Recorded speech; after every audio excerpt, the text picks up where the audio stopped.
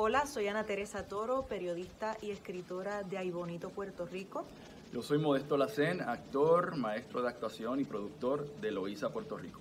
Nosotros somos un matrimonio, una familia puertorriqueña. Recientemente acabamos de tener un bebé, Nicanor, tiene 3 meses y estamos aquí en el patio de nuestra casa en Río Grande respondiendo a una invitación que nos hizo el periodista David Becknott para que abordáramos un tema que obviamente se ha estado discutiendo no solamente en los medios de comunicación y en todos los hogares ahora mismo, sino que como familia lo hemos estado abordando muchas veces en días y tiempos recientes. Y naturalmente estamos hablando del racismo, pero no solamente del racismo, sino de toda esta discusión que se ha suscitado alrededor del uso de una palabra proscrita, una palabra tabú, sí, en los Estados Unidos, una palabra que empieza con la letra N y que es muy problemático pronunciarla fuera de un contexto en particular. Entonces queríamos tener esa conversación porque como pareja, como amigos, como papás de un niño negro, la hemos estado teniendo y sentimos que en Puerto Rico esa conversación no está demasiado clara. Así que quisimos meterle el diente a este tema para hacer lo que uno tiene que hacer en momentos de crisis, que es servir. Así que este video es un llamado al servicio y a eso respondemos. Quería empezar por comentarte, Modesto, que una cosa que a mí me ha sorprendido de toda la conversación es darnos cuenta de cuán poco se entienden los códigos culturales o ciertos códigos culturales entre Estados Unidos y Puerto Rico. Porque aquí, aunque esa palabra, pues mucha gente la conoce, no es una palabra que se utilice masivamente o que se conozca masivamente. Los puertorriqueños y puertorriqueñas no tenemos el mismo vínculo emocional hiriente con esa palabra que existe en los Estados Unidos. Para muchas personas esa palabra ha llegado por la vía del hip hop, por la vía del cine, por la vía de la literatura, de los productos culturales que nos llegan de los Estados Unidos. Y eso ha causado que muchas personas no entiendan cuál es el problema con usar esta palabra. Una palabra que en los Estados Unidos es quizás la palabra que más representa la herida abierta, dolorosa y fundacional de ese país, que es el discrimen racial contra las personas negras. Entonces, ese malentendido a mí me sorprende muchísimo. Bueno, no me sorprende, me interesa mucho porque muestra cómo pues somos culturas distintas tratando de entendernos en una cultura globalizada. Ocurre, por ejemplo, el ejemplo más obvio de cómo esos códigos cambian es el término persona de color. Una cosa con la que Modesto y yo bregamos cotidianamente es con explicar que en Puerto Rico persona de color es un término que no se debe utilizar. En español no se debe utilizar porque tú estás queriendo hacer entender que decir negro o negra es algo negativo o problemático. Mientras que en Estados Unidos, al tú decir person of color o people of color, estás integrando a un grupo inmenso de personas que trasciende las culturas afroamericanas únicamente o afrolatinas, integra a los nativoamericanos, integra a cualquier persona que no pertenezca a la cultura blanca hegemónica. Incluso un puertorriqueño blanco de ojos verdes podría clasificar para los parámetros de políticas públicas y en las universidades y en los trabajos como una persona de color o person of color, porque pertenece a un grupo social que no es parte de la cultura blanca hegemónica, que naturalmente se beneficia y tiene más acceso a oportunidades que la mayoría de la gente. No es una percepción, estos conceptos existen porque responden a unas realidades estadísticas y verificables. Entonces ahí hay un ejemplo claro de cómo se dan esos malos entendidos y definitivamente es tiempo como de entender qué pasa con esta palabra que en Puerto Rico y en muchas culturas latinoamericanas no acabamos de entender cómo manejar. Sí, yo quería añadir al argumento de Ana Teresa sobre este tema que es importante entender el por qué ya debemos de eliminar una palabra como esa de nuestro diálogo. Yo personalmente nunca la he usado.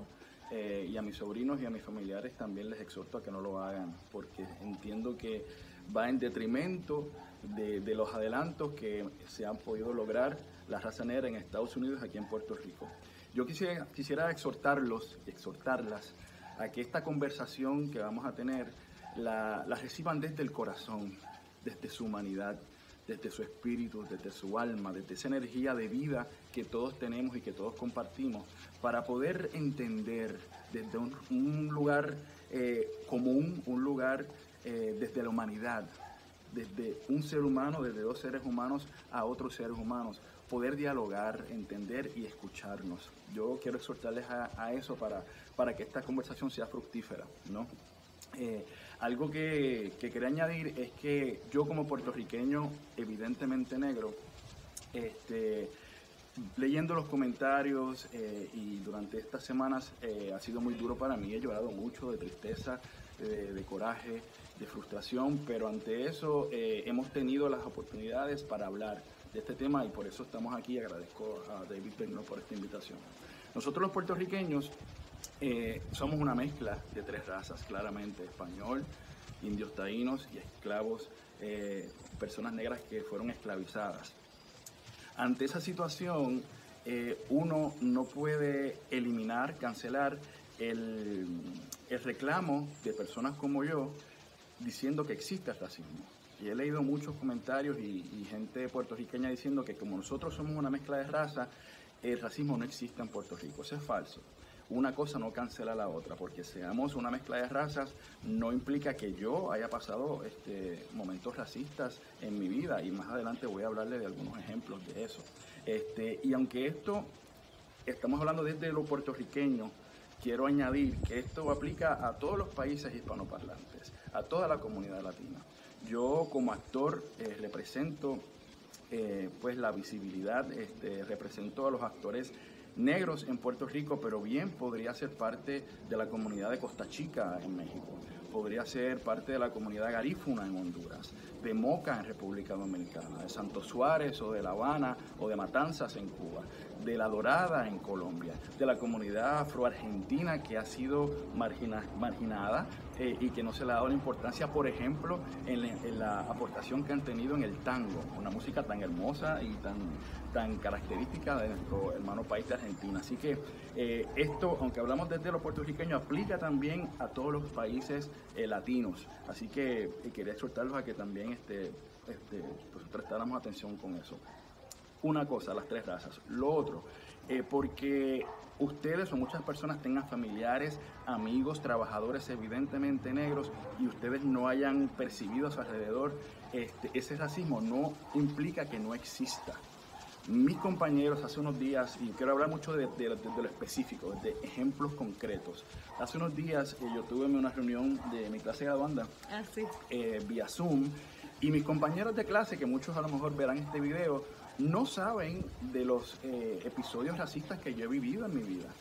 Me conocen, soy su amigo, fui el presidente de la clase y ellos tenemos una hermandad, ¿no? Compartimos 12 años de preparación hasta que nos graduamos de escuela secundaria, pero ellos no saben lo duro que ha sido para mí a nivel personal y profesional enfrentarme al racismo.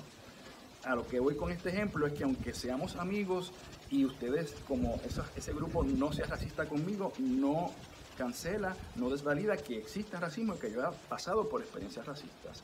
Sí, y perdona que te interrumpa, también yo creo que esto es un llamado a que, o sea, la forma en que uno crece como sociedad y evoluciona es si tenemos el valor de mirarnos al espejo y dejar de ser hipócritas. No pasa nada si nos atrevemos a mirarnos al espejo y mirar en nuestra familia y ver si ese familiar que es más oscuro recibe menos halagos que ese familiar que nació rubio de ojos verdes. Yo creo que no hay familia latina donde ese tipo de situación no se dé de alguna manera o de otra. Entonces, seamos sinceros, o sea, yo creo que hay una cuestión de una profunda vergüenza de la gente mirarse y decir, caramba, hay racismo en mi familia, pero es que hay racismo en todas las capas de la sociedad. Su formación, su educación le tuvo que haber dejado algunas reminiscencias de racismo, porque la sociedad es racista. Lo mismo pasa con el machismo. La sociedad es machista, entonces nuestras estructuras de pensamiento y nuestras interacciones sociales, aunque no nazcan de lo que hay en nuestro corazón, usted puede sentirse en su corazón libre de racismo, pero sale a la calle y va a entrar a una estructura social donde está el racismo. Entonces no podemos escapar de eso, aunque no lo veamos, como dices, Modesto, que mucha gente no sabe de tus experiencias. Yo misma, que siempre pues me crié en un hogar donde se me enseñó, fui a una escuela donde me aprendí que esto está mal, aprendí las historias, estudiamos las protestas y toda la lucha de derechos civiles en los Estados Unidos en los 60. Aún así, no es hasta que yo me caso contigo o empezamos a compartir como novios, que me integro a tu familia, conozco la cultura mejor, que yo empiezo a ver mucho más de cerca y a vivir contigo las experiencias racistas que yo sabía que existían, pero no tenía evidencia. Entonces, esa es una cosa que a mí me ha alucinado de esta conversación y que el otro día te lo comentaba. Yo le decía a Modesto, es tan difícil y es tan fuerte que realmente la conversación en Puerto Rico sobre el racismo está un paso más atrás, porque las personas negras tienen que primero casi que mostrar evidencia, probarle a los demás que existe el racismo para luego pasar a lo próximo, cuando el racismo debiera ser algo que está adjudicado, porque en todas las estructuras sociales hay algún tipo de situación que está atravesada por la raza. Nada más en Puerto Rico, ¿cuántos gobernadores negros hemos tenido? Ninguno, por poner un ejemplo, pero bueno. Sí, no, es perfecto, ella tiene más destrezas que yo, habla muy bien, así que yo le escucho siempre deslumbrado con todo lo que, como a palabra las cosas de una manera tan certera y maravillosa. Porque te oigo bien. Bueno, pues hablando de eso, yo sí quisiera traer algunos ejemplos específicos para que ustedes puedan entender desde una perspectiva humana, desde lo específico, cómo el racismo se manifiesta. Y voy a darle 3 ejemplos. En el año 2000 yo estuve en Praga, la República Checa, en un Eurotrip con un amigo mío, el profesor y artista Jorge Diepa, que ahora mismo está radicado en Nueva Jersey, puertorriqueño. Y estábamos en una barra en las 3, 4 de la tarde en Praga, acompañando a un amigo que nos encontramos en el camino, un panameño. Y estábamos allí hablando, dándonos unas cervezas, y de momento viene este hombre ruso, blanco, alto, a increparme. Claramente quería un altercado conmigo violento. Yo no entiendo ruso, pero claramente pude ver en su mirada el odio y el racismo. Y tuvimos que, entre las personas en la barra, en mis amigos, aguantarlo para que él pudiera irse del lugar para no tener una pelea. Y yo en ese momento tuve 2 opciones. Yo pude haber, y lo pensé, agarrar una botella de cerveza, rajarle la cabeza y caerle encima, y que las consecuencias, ¿verdad?, asumir las consecuencias, o hacer lo que hice, que fue como, déjame no responder, no ser reactivo a esa violencia y tomar otras decisiones. Con las herramientas que tenía en el momento decidí calmarlo, hablar con las personas de la barra para que él se fuera, porque yo en ese momento pensé, yo estoy en Praga, en un lugar donde hay una comunidad rusa. 1, yo no sé cómo el sistema policíaco y judicial funciona en este país, en esta ciudad. 3, a sabiendas de lo que le pasa a las personas negras con la policía y con el sistema judicial, no quería exponerme a una situación donde yo estuviera en desventaja. Entonces, todas esas decisiones que no están en mi mente son evidencias de lo que ha pasado en estos días, que nos recuerda que siempre está eso presente en la mente de las personas negras, me hicieron tomar otra decisión. Yo dije, no voy a acceder a la violencia, voy a permitir que esta situación se solucione, y continúo con mi viaje y con mi vida. Pero fue una situación la más fuerte que he tenido con respecto al racismo, y tengo este compañero Jorge Diepa como testigo ante eso.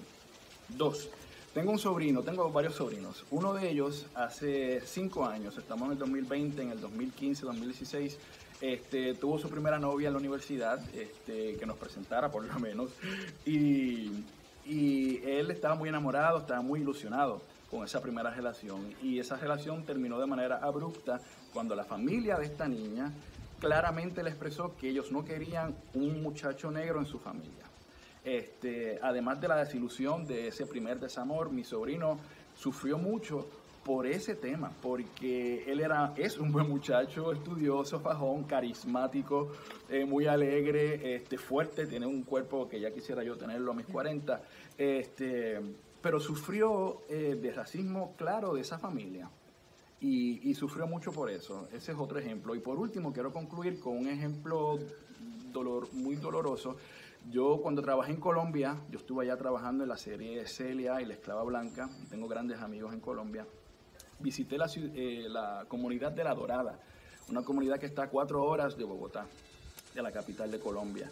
Y en ese espacio hablé con la comunidad sobre este tema y me enteré de un caso de un niño que en el 2013 la familia lo encontró en el baño, en la tina del baño, en la ducha, sumergido en Clorox, en desinfectante, porque ese niño, ante tanto bullying, ante tanta molestia, ante tanta incomodidad que sentía en la escuela, en la sociedad, sobre su color de piel, él quería despintarse para no tener que sufrir más. Él que no quería ser negro para dejar ese sufrimiento atrás. Y lo cuento y todavía me emociono a revivirlo porque es muy duro lo que pasa a las personas negras. Entonces, estos ejemplos, lo que quiero traerles a ustedes es que aunque en su entorno, como puertorriqueños, como latinos, no vivan ese racismo, no significa que no existe.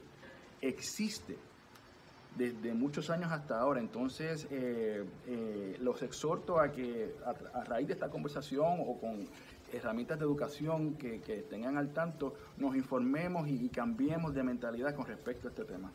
No, ahora que recuerdas tu participación en Colombia, en Celia, cuando Modesto protagoniza esta bioserie sobre la vida de Celia Cruz junto a la puertorriqueña Jamie Osorio, ponceña, una de las primeras cosas que yo le dije a Modesto fue: Modesto, en el mundo latino que habla español, o sea, excluyendo Brasil, donde sí ha habido producciones con protagonistas negros, los primeros protagonistas de una telenovela, teleserie, que la pareja principal sea negro, fuiste tú y Jamie. El primer galán de novela negro que hubo en la televisión latinoamericana, está aquí a mi lado. Y eso pasó en el 2014. Yo de hecho no me di cuenta hasta que Ana Teresa me lo mencionó, porque ella y su mamá pues son fanáticas de novelas. Bueno, la fundación, ¿cómo se dice?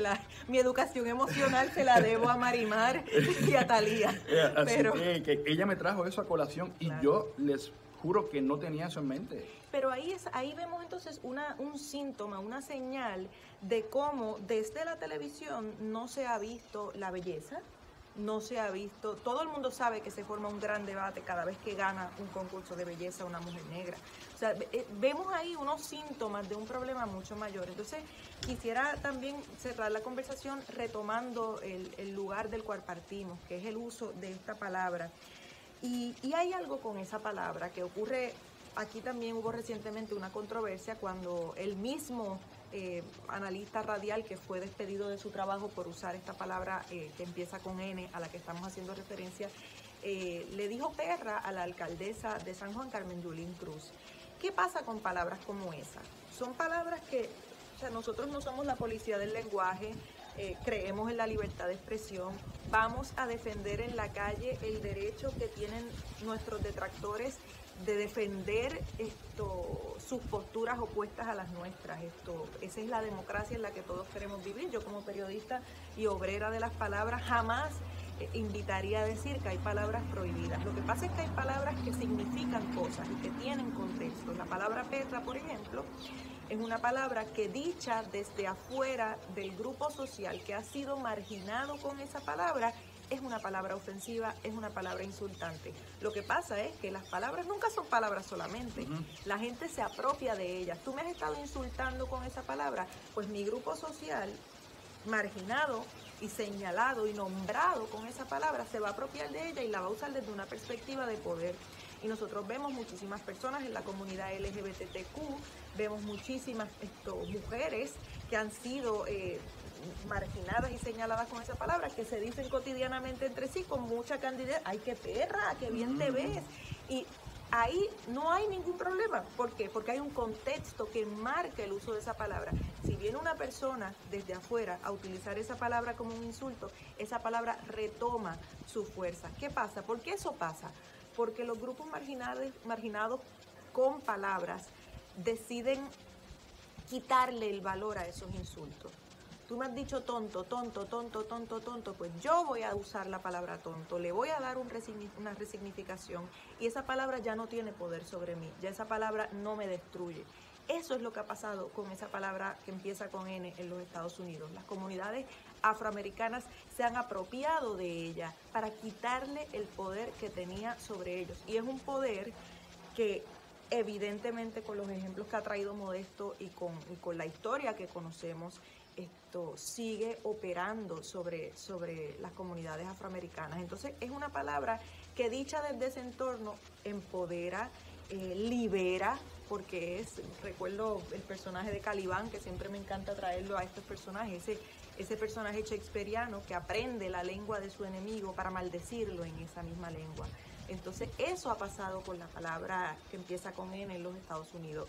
Las comunidades la han hecho suya, le han quitado el valor negativo y se han apropiado de ellas y esa palabra ya no me define, ya no me destruye, ya no me margina.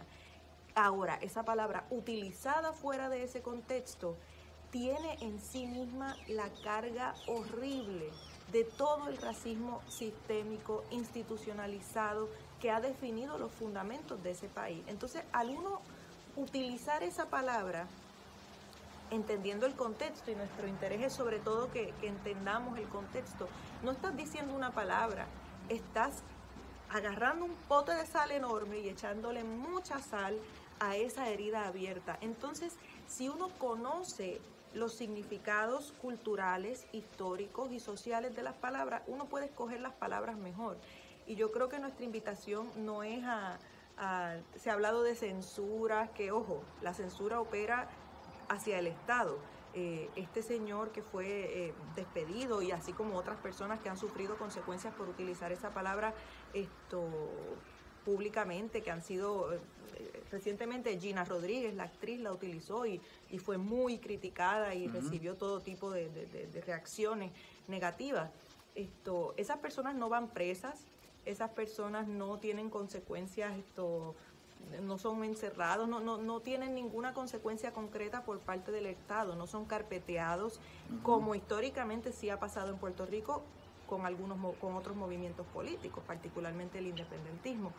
Pero a lo que voy, quienes están levantando la trompeta de la censura olvidan tal vez que no se trata de decir esa palabra está prohibida. Aquí nadie ha prohibido el uso de la palabra. Lo que queremos es invitar a que sepas lo que significa y que sabiendo lo que significa, libremente decidas usarla o no. Y si la usas, que sepas que culturalmente hay unas consecuencias y yo creo que eso sobre todo es lo importante, uno entender en su corazón, si yo uso esta palabra, estoy haciéndome eco de esta estructura de opresión, ¿realmente la quiero usar? ¿Realmente me representa? Sí, y yo quiero de mi parte concluir haciendo eco de lo que dice Ana Teresa, es precisamente eso, usar esa palabra es traer toda esa carga emocional dura, dolorosa, triste, de coraje, de frustración que llevamos cargando años las personas negras. Un argumento que he visto también, hablando desde la puertorriqueñidad, desde nuestro archipiélago, es que muchas personas dicen, no, eso es algo de las personas negras de allá, de Estados Unidos. Y ante eso quiero traerles pues varios comentarios y observaciones. Nosotros como puertorriqueños somos ciudadanos americanos desde el 1917. Habiendo dicho esto, han habido millones de personas negras y negros viviendo en Estados Unidos. Mi tío Ismael Lacén Remigio, que en paz descanse, estuvo en la guerra de Vietnam 2 veces.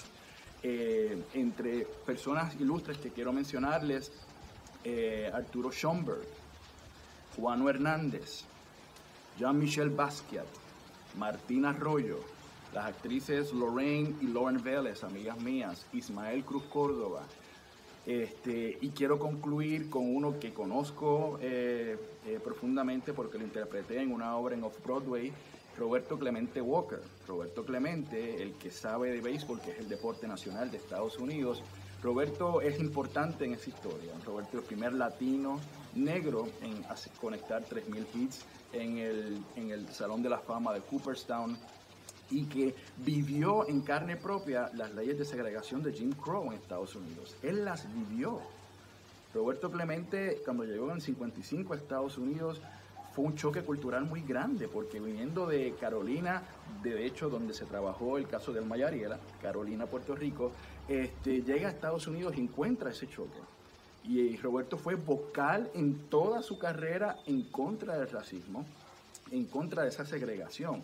Roberto Clemente fue amigo de Martin Luther King Jr. El que conoce la historia sabe que el Dr. King vino a Puerto Rico, estuvo en la finca de Roberto Clemente y departió con él. Roberto también compartía esa filosofía de vida, ¿no? Donde todos tenemos que ser iguales, no solo ante Dios, sino ante las leyes y ante el gobierno.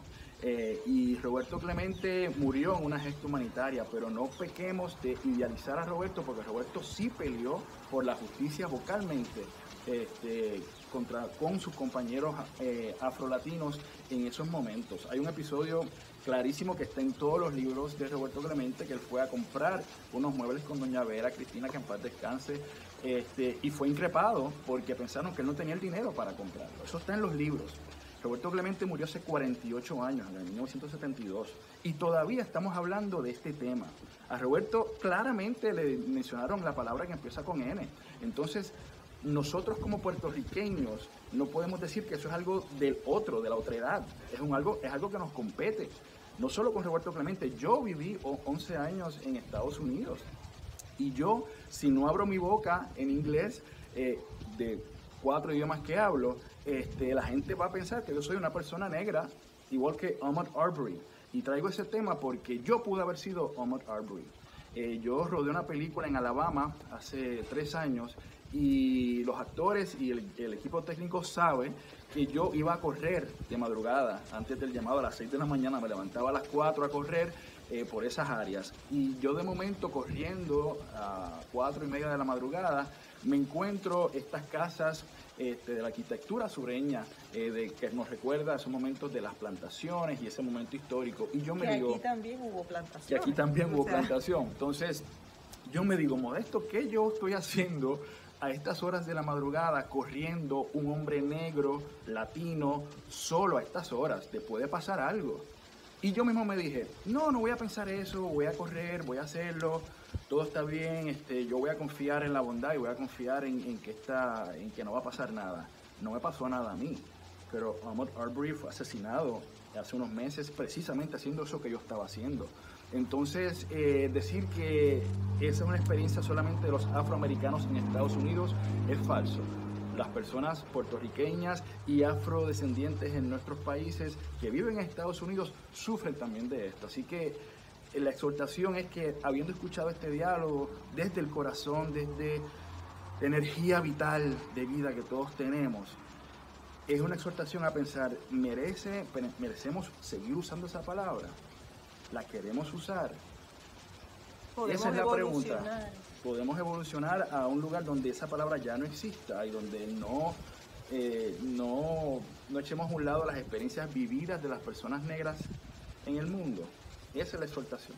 Sí, definitivamente esa es la idea, que abran su corazón, que compartan esta conversación con sus familiares, con sus amigos, que reflexionen sobre ella, que sigamos esta conversación en las redes sociales y que recordemos que los términos y las palabras son poderosas, y con una palabra rompemos un corazón, destruimos una vida o construimos una vida. Decimos te amo y el universo se nos llena, decimos te odio y destruimos. Entonces las palabras tienen ese poder, es cuestión de escogerlas mejor y también de saber que los términos pueden traernos todos estos debates y todas estas conversaciones, pero el racismo es uno solo y trasciende cualquier experiencia. Así que en solidaridad, en amor, en empatía, Queremos llevarles este mensaje y agradecemos nuevamente a David Bernot por la invitación y ojalá que haya sido de servicio este diálogo doloroso, emocional, pero muy necesario para el país que queremos construir para nuestro hijo. Saludos a todos y a todas. Y a todos.